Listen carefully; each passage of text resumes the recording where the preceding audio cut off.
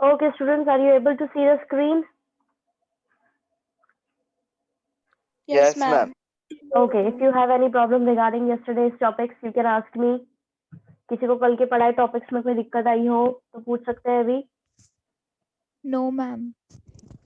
Okay, कल No, हम ma'am. Word पढ़ रहे थे सर्व्स. क्या मतलब होता है सर्व्स का? तो बताना चाहेगा कोई? गेस करना चाहेगा?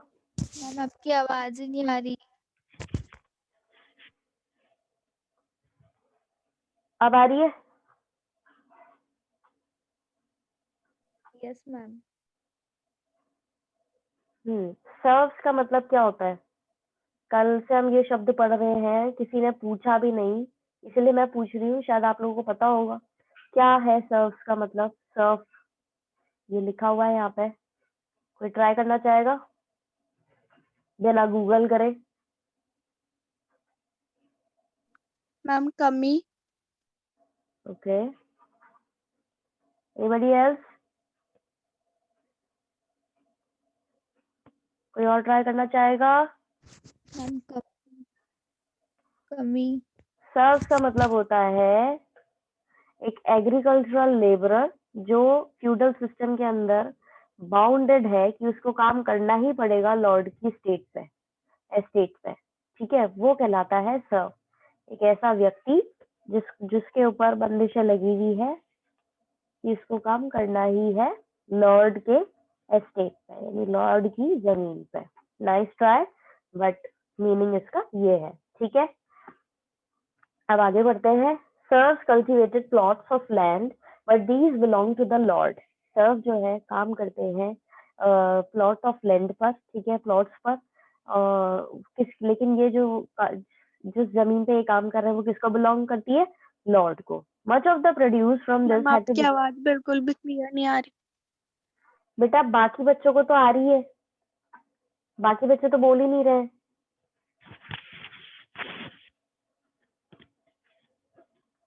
बाकियों को भी दिक्कत आ रही है मेरी आवाज में? ऋतिक, कशिश? No, ma'am. No, ma'am. है ना आपके? या तो No, नेटवर्क ma'am. इशू होगा.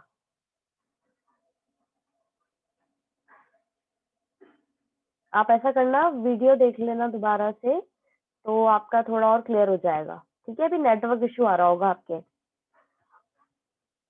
अब सर्व जो है वो काम करते थे लॉर्ड की जमीन पर. ठीक है, और जो भी वहां पर उगता था, much of the produce from this had to be given to the lord. जो भी उगता था वहां पे, उसमें से जरूरत से ज्यादा हिस्सा जो है वो लॉर्ड को ही जाता था, क्योंकि वो उसकी जमीन थी. They also had to work on the land which belong exclusively to the lord. और उनको उस लैंड पे भी काम करना पड़ता था जो पूरी तरीके से लॉर्ड का था. Matter they receive no wages, could not leave the state without the lord's permission. ना तो इनको कोई सैलरी मिलती थी, ना कोई इनको वेजेस मिलते थे, और ये उसका एस्टेट छोड़ के भी नहीं जा सकते थे बिना उसकी परमिशन के. ठीक है, एक तरीके से स्लेव्स ही हो गए थे ये. The Lord claim the number of monopolies at the expenses of his serves. और वो जो है कई सारी चीज जो खर्चे होते थे उसके सर्व्स के, उस पर को भी ये अपनी तरीके से डील करता था Lord. Serfs could use only their lord's mill to grind their flour, his oven to bake their bread, and his wine presses to distill wine and the beer. अब ये इनकी जो लॉर्ड की जो जमीन होती थी उस पर तो ये अनाज उगाते थे. अब साथ ही साथ ये सर्व जो है लॉर्ड की मिल का प्रयोग करते थे, यूज करते थे अपना आटा पिसाने के लिए. ठीक है, उसके ओवन का यूज करते थे अपनी ब्रेड बेक करने के लिए, और उसकी वाइन प्रोसेस का भी यूज करते थे अपनी वाइन और अपनी बियर को डिस्टिल करने के लिए. ठीक है, ये चीज यहाँ पर होती थी, यानी कि ये काम कर रहे हैं पूरी तरह और उसी के रहम पर एक तरीके से ये सरवाइव कर रहे थे. ठीक है, और ये कंट्रोल करते थे इसके खर्चों को भी. ये जो लॉर्ड होता था ये कंट्रोल करता था इसके सर्व के खर्चों को भी, इसको कितना खर्चा करना चाहिए और कितना नहीं करना चाहिए. The Lord could decide whom a serf should marry or might give blessings to the serf's choice, but on payment of a fee. अब ये देखो एक और चीज आ रही है निकल के कि लॉर्ड जो है वही डिसाइड करेगा कि सर्व किससे शादी करेगा, ठीक है, और साथ ही साथ अपना आशीर्वाद भी उसको, अगर सर्फ की चॉइस से शादी हो रही है तो अपना आशीर्वाद के उसमें क्या लेगा, उससे पेमेंट लेगा, आशीर्वाद के पैसे लेगा। ये यहाँ पर डिफरेंट चीज है। समझ में आया इसके अंदर? सब जो है वो क्या करते थे, उनकी क्या लाइफ स्टाइल थी, किस तरीके से वो डील कर रहे थे अपनी लाइफ से और अपनी लाइफ की कॉम्प्लिकेशन से। सब बच्चे रिप्लाई करेंगे, समझ आया? Yes, ma'am. Yes, ma'am. Yes, ma'am. Yes, ma'am. Yes. Okay good. अब है इंग्लैंड। इंग्लैंड के बारे में बताएंगे अब यहाँ पे। Feudalism developed in England from the 11th century. Feudalism कहाँ पर डेवलप हुआ है? 11th सेंचुरी में इंग्लैंड में ही डेवलप हुआ है। फ्यूडलिज्म, ये पूरा फ्यूडल सिस्टम सिस्टम जो चलता आ रहा है ना, लॉर्ड, पीजेंट्स, नाइट्स, ये सब वाला जो है, इसको फ्यूडलिज्म कहते हैं एक तरीके से, जहाँ पर लोगों को गुलाम बना करके रखाया जाता है और उनसे काम लिया जाता है। ये सारी चीजें इंग्लैंड से ही शुरू हुई है और ये इंग्लैंड में ही हुआ और फिर इन्होंने कॉलोनीज वगैरह बना करके पूरी दुनिया के अंदर अपनी वो कोशिश करी है फैलाने की। आगे जाकर के वो तो खैर आपको पता पड़ेगा ही। The Angles and the Saxons from Central Europe had settled in England in the 6th century. अब एंगल्स और सेक्सन्स जो है वो सेंट्रल यूरोप से थे और वो सेटल हुए थे इंग्लैंड के अंदर 6th सेंचुरी के अंदर। The countries name England is a variant of angle land. अब ये, क्योंकि ये एंगल्स और सेक्सन्स सेटल हुए यहाँ पर यूरोप के अंदर, इसीलिए इस कंट्री का नाम क्या पड़ गया? इंग्लैंड पड़ गया। इंग्लैंड यानी एंगल लैंड, एंगल्स का लैंड। ठीक है। In the 11th century William the duke of Normandy crossed the English Channel with an army and defeated the Saxon king of England. अब नॉर्मैंडी जो है वो क्या है? एक जगह है। ठीक है। इन्होंने क्या करा, जो 11th सेंचुरी के अंदर विलियम थे, ड्यूक थे ये वहां के नॉर्मैंडी के, इन्होंने क्रॉस करा इंग्लिश चैनल, यानी रिवर थी एक, ठीक है, अपनी आर्मी के साथ में, और सैक्सन किंग को हरा दिया इंग्लैंड के। इस समय से ही फ्रांस और इंग्लैंड जो है वो अधिकतर लड़ाई पे ही रहते थे, because of the dispute over territory and trade. और क्यों रहते थे लड़ाई के कारण? लड़ाई का कारण क्या था? इनकी जमीन और इनका जो व्यापार है उसको लेकर के, कि हमारी बाउंड्री कहाँ तक है। नॉर्मैंडी जो है वो इटली के पास में है, मिलान के पास में है, और वहां से ये इंग्लिश चैनल क्रॉस करके इंग्लैंड में एंटर करते हैं, वहां के राजा को हरा देते हैं और इन फ्रांस और इंग्लैंड के बीच में लड़ाई हो जाती है। ठीक है, तब से ही लड़ाई चलती आ रही है। William I had the land mapped and distributed its section to 180 Norman nobles who had migrated with him. अब विलियम वन जो है, विलियम फर्स्ट जो रहे राजा वहां के, उन्होंने लैंड मैपिंग करी, यानी कि उन्होंने मार्क किया कि हमारे यहाँ पर इतनी जगह हमारी है, और वहां पर उसके अंदर इन्होंने 180 नॉर्मन नोबल्स जो है उनको माइग्रेट करा, यानी अपने साथ में लिया है। The lords became the chief tenants of the king, और लॉर्ड जो है वो मेन टेनेंट्स बने राजा के, and were expected to give him military help, और उनसे उम्मीद की जाती थी, लॉर्ड से उम्मीद की जाती थी कि वो मिलिट्री हेल्प दे राजा को। जैसा कि हमने कल और परसों भी पढ़ा था, तब भी ये बताया जा रहा था कि लॉर्ड के जो लोग होते थे, जो पीजेंट्स काम करते थे, वो फुट सोल्जर की तरह काम करते थे राजा के लिए। ठीक है, तो यहाँ पे भी वही चीज बताई जा रही है कि वो फुट सोल्जर की तरह या मिलिट्री की तरह हेल्प देते थे राजा को।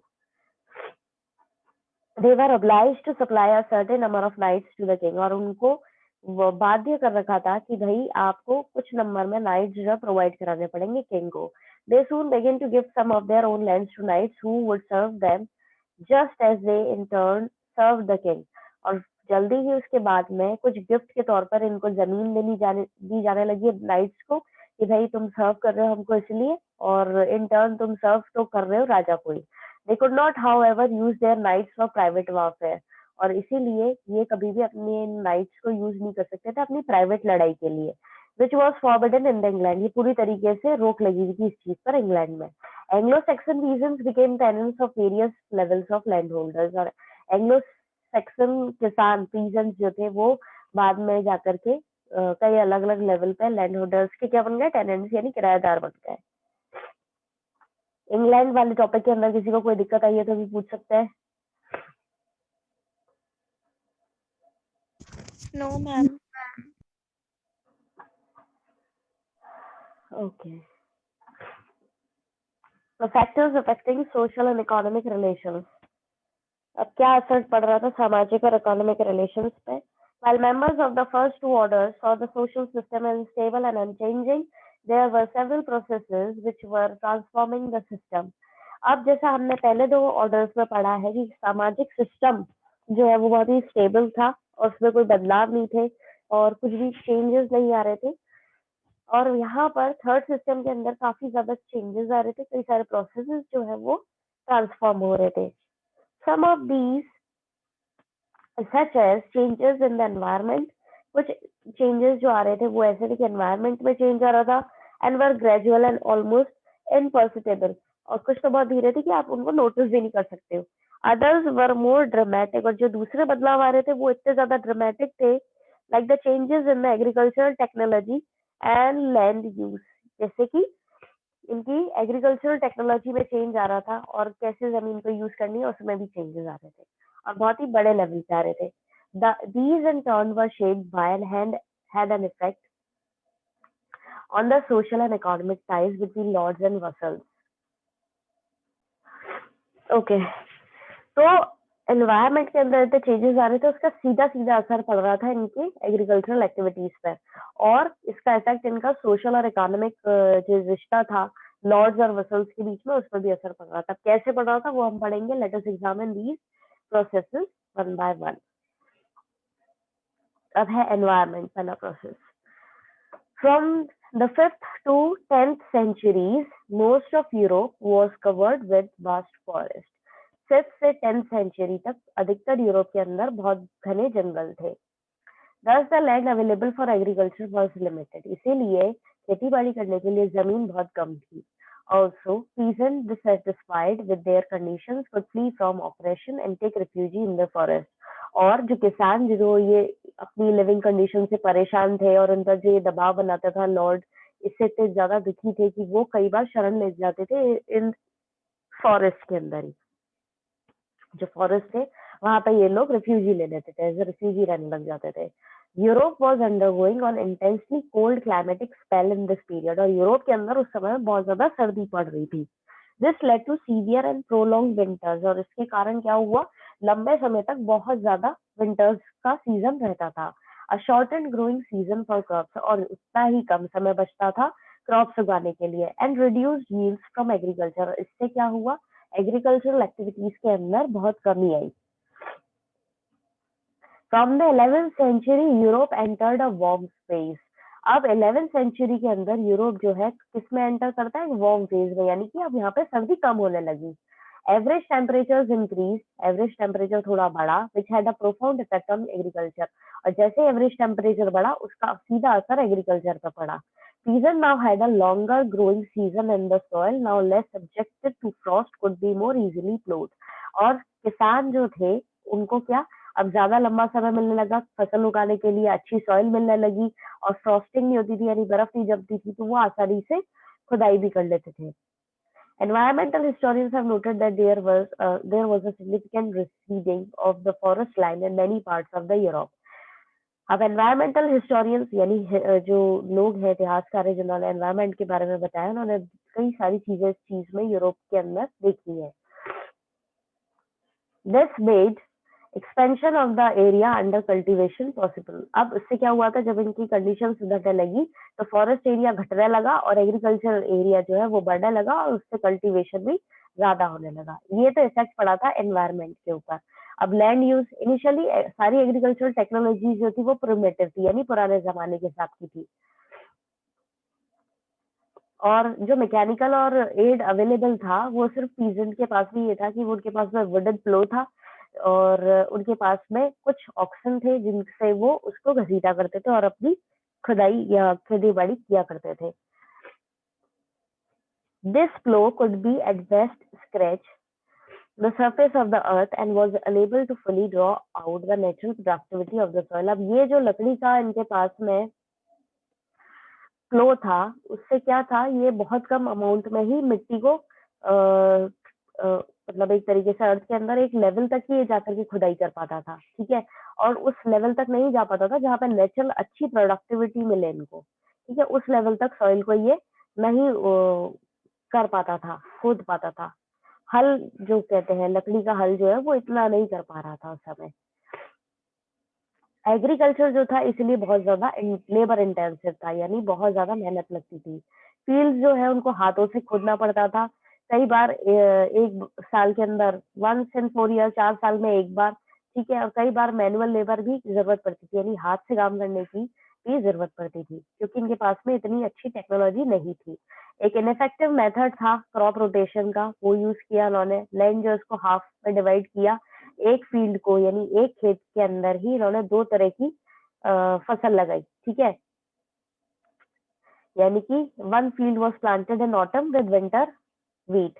एक फील्ड के अंदर उसमें पहले लगाए गए विंटर व्हीट यानी गेहूं। फिर दूसरी फील्ड जो आधा हिस्सा था उसको खाली छोड़ दिया, राय प्लांट किया जाता था। फिर दूसरा हिस्सा जो है उसको दूसरे साल उसको खाली छोड़ दिया जाता था। फिर दूसरा अदर हाफ जो है उसको खाली छोड़ दिया जाता था। मतलब ये एक काम करते थे, एक ही फील्ड को 2 हिस्सों में यूज करते थे। जैसे आज एक हिस्से में इन्होंने खेती कर ली है इस साल, तो ये जो दूसरा हिस्सा है उसको खाली छोड़, मतलब इसको यूज करने के बाद में अगले साल यहाँ पे यूज करेंगे और इसको खाली छोड़ देंगे। इस तरीके से ये काम करते थे, ठीक है। उससे क्यों अच्छा, ये क्या तरीका था इनका जिससे इनकी थोड़ी प्रोडक्टिविटी बढ़े, सॉइल थोड़ी ठीक हो। लेकिन इस सिस्टम से क्या हुआ, सॉइल धीरे धीरे डेटोरेटेड यानी खराब होने लगी, सूखा पड़ने लगा। वो बहुत ही अनकॉमन चीज थी। और माल न्यूट्रिशन यानी कुपोषण फैलने लगा, और बहुत ज्यादा कमी आ गई खाने की, और लाइफ जो है गरीब लोगों की वो बहुत ज्यादा डिफिकल्ट हो गई।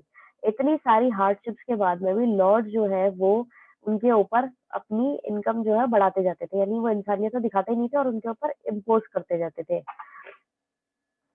और तब से ही पॉसिबल नहीं हुआ, मतलब इस तब से ये पॉसिबल नहीं हो पा रहा था कि अच्छे से इस लैंड का यूज हो पाए। पीजन जो थे वो अंडर कल्टीवेशन हो जाते थे, मैरियल स्टेट के अंदर रहते थे, ज्यादा समय बिताते थे, लीगली बाउंड थे इसलिए कि उनके ऊपर लीगल एक्शन लिया जा सकता था अगर वो छोड़ के जाते तो उसकी स्टेट एस्टेट।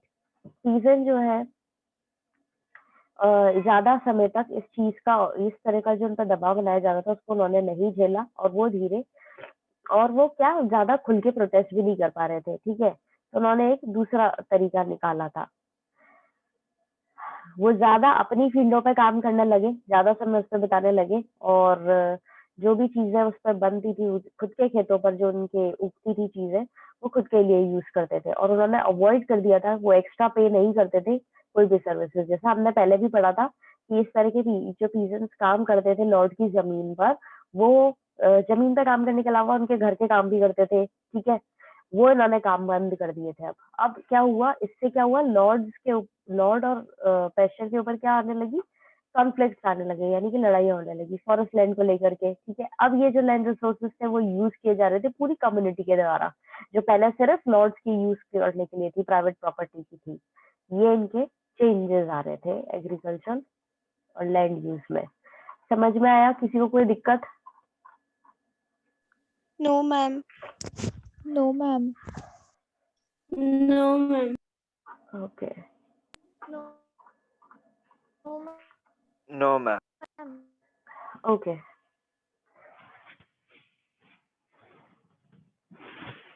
अब नई एग्रीकल्चरल टेक्नोलॉजी आने लगी थी 11th सेंचुरी के अंदर, और उसके कई सारे एविडेंस सबूत भी मिले हैं कि कई सारे टेक्नोलॉजिकल चेंजेस आए थे।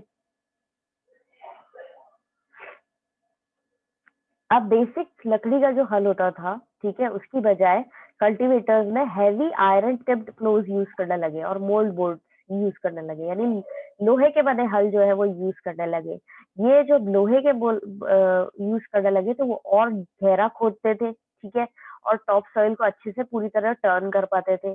आपने कभी खेत में देखा हो तो किस तरह हल चलता है, तो उसके अंदर क्या होता है, मिट्टी को उलटते हैं वो, जिससे अच्छी उपजाऊ मिट्टी जो है वो और बाहर निकल के आया और उसके मिनरल्स जो है उससे अच्छी फसल होए। तो यहाँ पर वही चीज की जा रही है। मेथड्स जो थे हार्नेसिंग एनिमल्स वो भी इम्प्रूव करे थे, यानी कि एनिमल्स को किस तरीके फ्लो से बांधना है, हल से किस तरह यूज करना है, वो भी होने लगे। पहले क्या नाक नेक हार्नेस होती थी यानी गर्दन पे, ठीक है, उसको यूज में लाने की बजाय अब शोल्डर हार्नेस यानी कि उनके शोल्डर पे रखी जानी थी। नेक पे रखने से क्या होता था, बहुत ज्यादा एनिमल्स को मतलब दिक्कत होती थी, ठीक है। अब जब शोल्डर्स पे रखे जाने लगा फ्लो तो वो और इजीली काम कर पा रहे थे। हॉर्सेस जो है वो बेटर तरीके से काम कर रहे थे। आयरन हॉर्स शूज उनके लगा दिए गए थे, यानी कि जो नाल होती है ना वो उनके पैरों में फिट की जाती है, उससे उनके पैर खराब नहीं होते थे, फुट डिके नहीं होता था। इसके बाद में यूज किया जाने लगा विंड और वाटर एनर्जी एनर्जी का भी एग्रीकल्चर के अंदर ज्यादा से ज्यादा पानी जो है उसका यूज किया जाने लगा। पावर मिल्स, वाटर पावर और विंड पावर मिल्स जो है वो सेटअप होने लगी पूरे यूरोप में। और उसका मेन पर्पस ये था कि अच्छे से कॉर्न और ग्रेप्स जो है उनकी यूज किया जाए, यानी कॉर्न भुट्टे की खुदाई, सॉरी भुट्टे की मिल्स जो है वो यूज की जाए, और ग्रेप्स को प्रेस करने के लिए वाइन प्रेसेस के लिए यूज किए जाने लगे। वहां पर लैंड यूज भी काफी तरीके से चेंज हो रहा था, रेवोल्यूशनरी तरीके से स्विच आया था, 2 फील्ड और 2-3 फील्ड सिस्टम शुरू हुआ था। इसमें पीजेंट जो है वो एक ही फील्ड को 2 बार 2 ईयर्स पे यूज करते थे या 3 बार प्लांट करते थे। उसके अंदर एक ही क्रॉप यूज करते थे ऑटम में, या फिर दूसरी क्रॉप लगाते थे एक स्प्रिंग ईयर में या आधे साल में। ये जो तरीका था उसमें फार्मर्स जो है वो अपनी 3 तरह की फील्ड उनको मिल जाती थी, और एक के बाद एक they could plant one with wheat और rye in autumn for human consumption. एक में ही वो व्हीट और राय यूज कर लेते थे ऑटम के अंदर, जो इंसानों के खाने के काम आए। दूसरे में वो स्प्रिंग के अंदर पीस, बीज, लेंटल्स, ये भी ह्यूमन यूज के लिए लगा रहे थे। फिर ओट्स, बार्ले और लगाते थे हॉर्सेस के लिए। तीसरा जो उनका फील्ड था उसको वो खाली छोड़ देते थे। हर साल ये रोटेट करते थे तीनों फील्ड्स को। ठीक है, समझ में आया? Yes, ma'am. Yes, ma'am.